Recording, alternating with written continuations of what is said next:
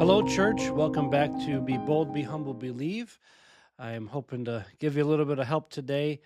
We're going to talk about in the next couple of weeks teenagers and young people. I don't really necessarily like the term teen or teenager as it was an invented term. And I'm going to read a little bit about that and show you where that came from and how it came about and why it came about.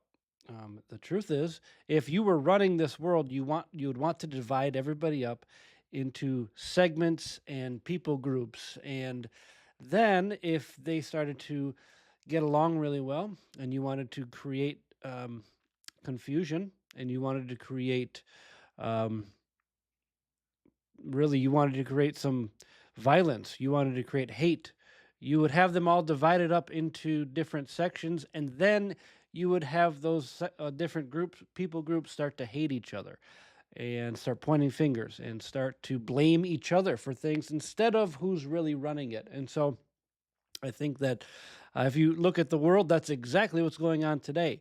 And the devil wants to divide us up into as many little pieces as possible and make them, those people over there, those are the, even in Christianity, there's all these different divides and these different camps and these different groups. And of course, we always shoot at each other for no reason and for dumb reasons and just because we disagree with small things. And so we need to be careful with that. But here's one for you. I'm going to read an article here. It's from the Saturday Evening Post from years ago, but this is just kind of explaining the invention of the teen and the term teenager. So the teenager is one of the more unusual inventions of the 20th century. Humans have been turning 13 for tens of thousands of years, but only recently did it occur to anybody that this was a special thing or that the bridge between childhood and adulthood deserved its own name and a different name. The term teenager dates back to the early 1900s, but the word didn't stick. Even until World War II, there are hardly any instances of teenagers in popular press. In 1953, J. Edgar Hoover warned of an appalling increase in the number of crimes that will be committed by teenagers in the years ahead. In the last few decades, however, the national media has nurtured a growing obsession with the teenagers in the sort of way that is neither lewd nor perhaps fully healthy. The press exhaustively tracks the apps young people use, the music that they listen to, the brands that they follow. In the last few years, the fastest growing large companies have been software and technology firms whose first adopters are often young people and who know their way around computers and smartphones and virtual reality apps.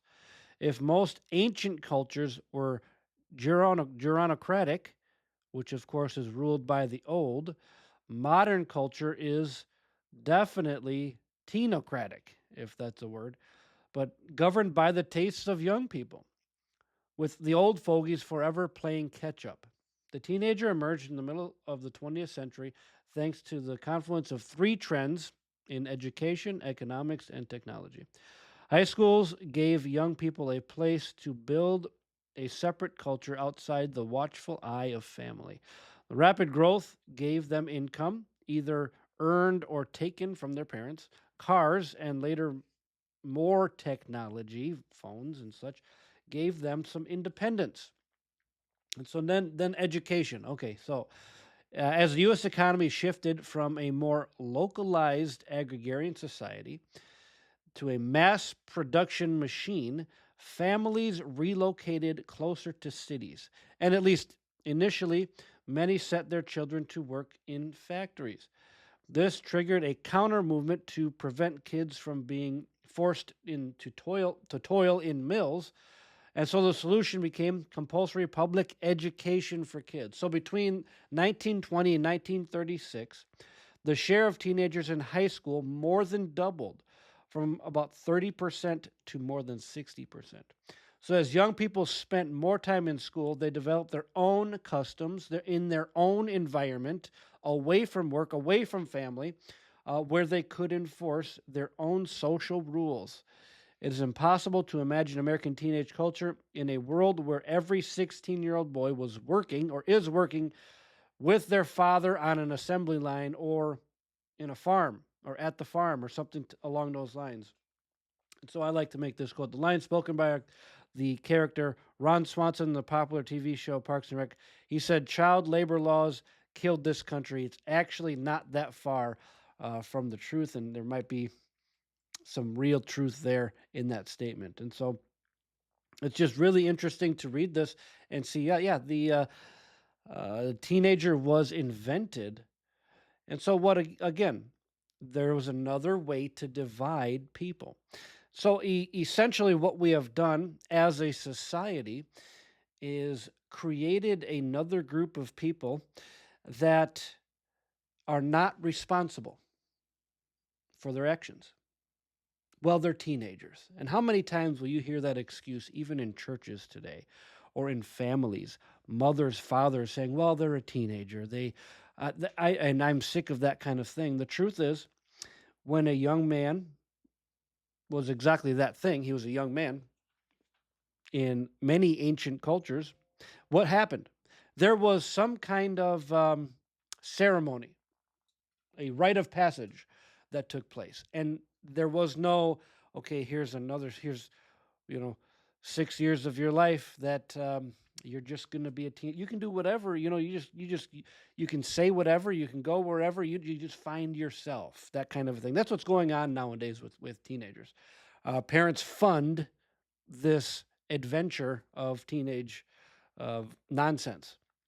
And the truth is, what we need to do is have more of those times where a father sits down with a son and says, "You're responsible now to be a man," and hold them responsible with many things. It starts as a child with chores around the house, but it should grow into bigger, heavier things that they have and that they're in charge of.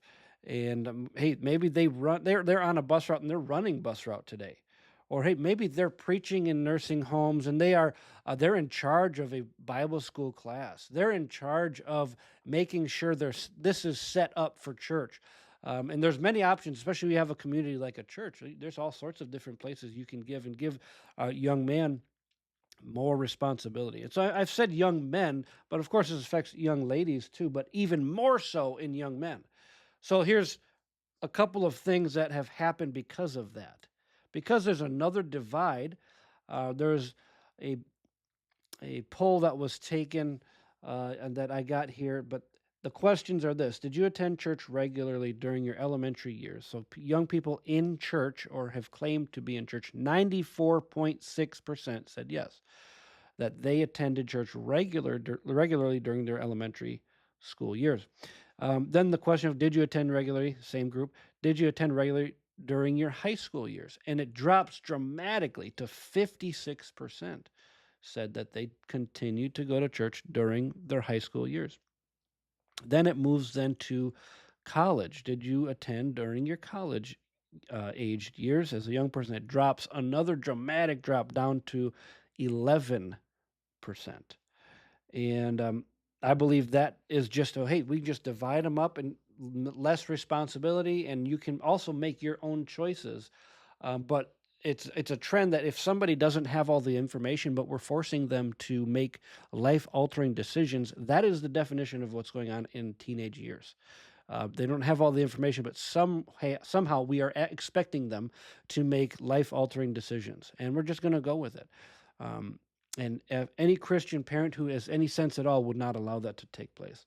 So we have essentially created this group of people that are walled off from the population, that are basically becoming and have become the menace to society, and they're not responsible.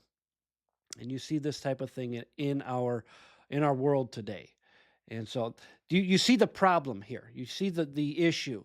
And what can we as parents do to overcome this? That's something we're going to cover. I'm going to cover that next time as we open up and take a look at this. We see the problem that kids are not responsible. Teenagers are then even more not responsible. There's a not caring, but somehow they have more freedom, and somehow they have they have knowledge of certain things, but they can't be trusted. And so we have to make sure that um, we're taking these steps. The truth is, um, I mean, I had my car stolen a few years ago, and it was not by some car thieves that were smart or knew what they were doing. It was just they were able to steal it because it was so simple to do. To just break one little thing and you're able to start the car up and leave. Um, and the nickname for this group was a group of teenage boys called the Kia Boys in our area. And how sad that was. Well, then they arrest them and they can't really try them, and so they're back on the street in just a week or two, a couple weeks. And so these boys learn this and know this, and what? Now there's an epidemic of stolen vehicles getting smashed and destroyed, and until somebody actually holds them responsible and not allowing them to do whatever they want to just because they're teenagers, this will continue to happen and it will get worse. So what happens is it starts off as they steal something from the corner store, candy bar. Nobody says anything. There's no responsibility. It grows and grows and grows. They finally there's a victim and they take a purse or something like that, or they steal from an office or they steal from school or they from classmates and stuff, and then eventually it's a car, and there's a car that's sitting there and they drive it like a maniac, and there's no response the whole time. They've broken the law this whole time, and they have done wrong, and we're just allowing them to do this because why? Because they're teenagers and they're just allowed to do this. And so it continues to get worse and they grow up, and then guess what? They murder somebody. And oh, now we need to take it serious. Now, oh, well, we can try them as an adult finally. And that's a huge problem. If you actually have a punishment that is the that person is the criminal is actually scared of the punishment, then you're going to have less crime. And so that's why Florida right now is instituting the death penalty.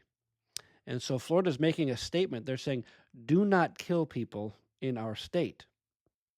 And that needs to go across the entire country. And that needs to go across with juveniles too. We can't just allow them just to get away with and do whatever they want to. And otherwise, we will have a society of criminals. And so I'll have a few more points for you next week as we look more into this and what can we do as parents. All right. God bless you. I hope that helps you this week.